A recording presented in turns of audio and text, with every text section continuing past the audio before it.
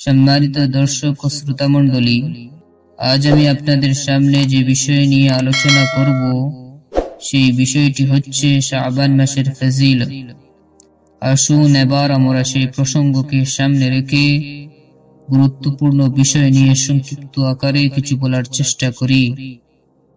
আল্লাহ রাব্বুল আলামিন কুরআনুল কারীমে সূরা জুমার 53 নম্বর আয়াতে বলেছেন, قل يا عبادي الذين أسرفوا على أنفسهم لا تقنطوا من رحمة الله إن الله يغفر الذنوب جميعا إنه هو الغفور الرحيم।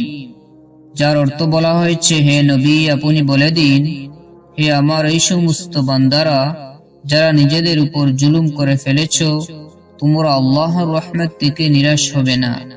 নিশ্চয়ই আল্লাহ রাব্বুল আলামিন সমস্ত গুনাহ ক্ষমা করেন, নিশ্চয়ই তিনি ক্ষমাশীল ও দয়াময়।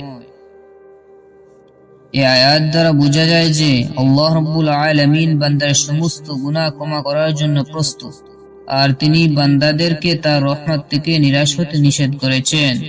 তাই ঈমানদারের কর্তব্য হলো যখনই আল্লাহর পক্ষ থেকে গুনাহ মাফের কোনো সুযোগ আসে, তখনই সেই সুযোগ আল্লাহর দিকে দাবিত হয়ে ইবাদতে মশগুল হওয়া। মনে রাখবেন, আল্লাহ সুবহানাহু ওয়া তাআলা দয়া করে বান্দাদের গুনাহ মাফের জন্য গোটা বছরের মধ্যে বিশেষ কিছু দিনের সুবর্ণ সুযোগ দিয়ে রেখেছেন। তার মধ্যে একটি হলো শাবান মাস। আজ আমরা সর্বপ্রথম যে বিষয় নিয়ে আলোচনা করব সেই বিষয়টি হচ্ছে শাবান মাসের ফজিলত।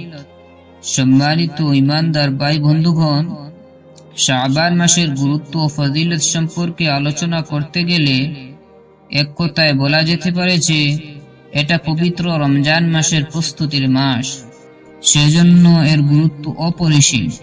আল্লামা ইবনে রাজব হাম্বলি রাহমাতুল্লাহ আলাইহি লাতাইফুল মাআরিফ নামক কিতাবে 236 পৃষ্ঠায় এ মাসের গুরুত্ব ও মর্যাদা সম্পর্কে কয়েকটি ফজিলত বর্ণনা করেছেন।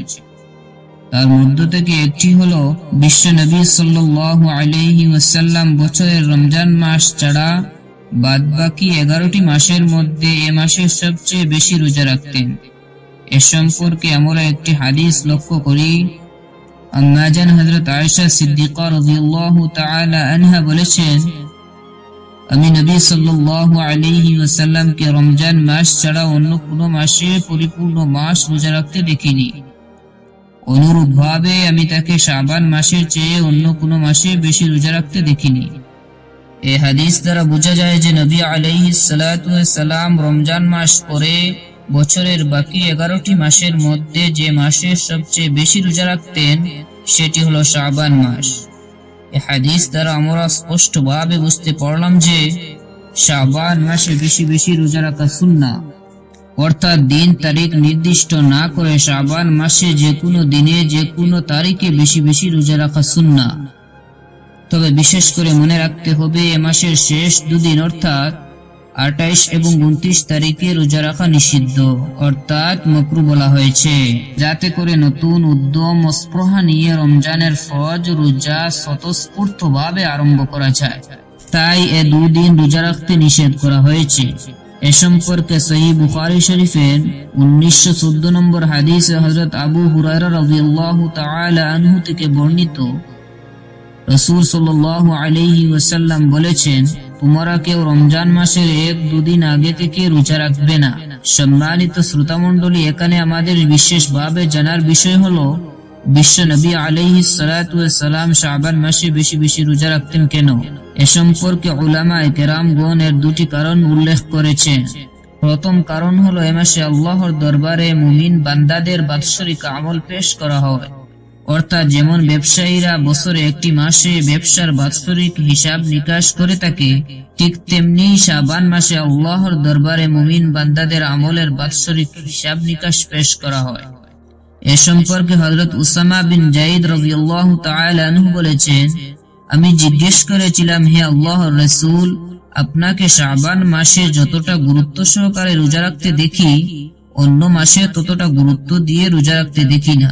যার উত্তরে নবী সাল্লাল্লাহু আলাইহি ওয়াসাল্লাম বলেছেন, শাবান মাস রজব ও রমজানের মধ্যবর্তী এমন একটি মাস যে মাসে মানুষ ইবাদতে গাফিল থাকে, অথচ এ মাসে আল্লাহ রাব্বুল আলামিনের দরবারে বান্দার আমল সমূহ পেশ করা হয়। তাই আমি পছন্দ করি যে আমার আমল আল্লাহর দরবারে রোজা অবস্থায় পেশ হোক। এ হাদিস দ্বারা আমরা জানতে পারলাম যে যেহেতু শাবান মাসে বান্দাদের বাৎসরিক আমল আল্লাহর দরবারে পেশ করা হয়, তাই রাসূল সাল্লাল্লাহু আলাইহি ওয়াসাল্লাম এ মাসে বেশি বেশি রোজা রাখতেন। শাবান মাসের বেশি বেশি রোজা রাখার দ্বিতীয় কারণটি হলো, এ মাসে আগামী 1 বছরে যাদের মৃত্যু হবে তাদের নামের তালিকা মালাকুল মাউতের হাতে তুলে দেওয়া হয়। একদিন আম্মাজান হযরত আয়েশা সিদ্দিকা রাদিয়াল্লাহু তাআলা আনহা রাসূলুল্লাহ সাল্লাল্লাহু আলাইহি ওয়াসাল্লামকে জিজ্ঞেস করেছিলেন, হে আল্লাহর রাসূল, আপনি শাবান মাসে এত বেশি রোজা রাখতেন কেন? উত্তরে তিনি বলেছিলেন, এ মাসে আল্লাহ তাআলা ওই সমস্ত ব্যক্তির মৃত্যুর পরওয়ানা লিখে ফেরেশতাদের হাতে তুলে দেন যাদের আগামী 1 বছরের মধ্যে ইন্তেকাল হবে। আয়েশা, আমি চাই আমার মৃত্যুর পরওয়ানা এমন অবস্থায় আসুক যখন আমি রোজা আছি। পরিশেষে দোয়া প্রার্থী আল্লাহ রাব্বুল আলামিন যেন আমাদের সকলকে শাবান মাসে বেশি বেশি ইবাদত করে তার সন্তুষ্টি হাসিল করার তৌফিক এনায়েত করেন। আমিন। ওয়া আখির দাওয়ানা আলহামদুলিল্লাহি রাব্বিল আলামিন।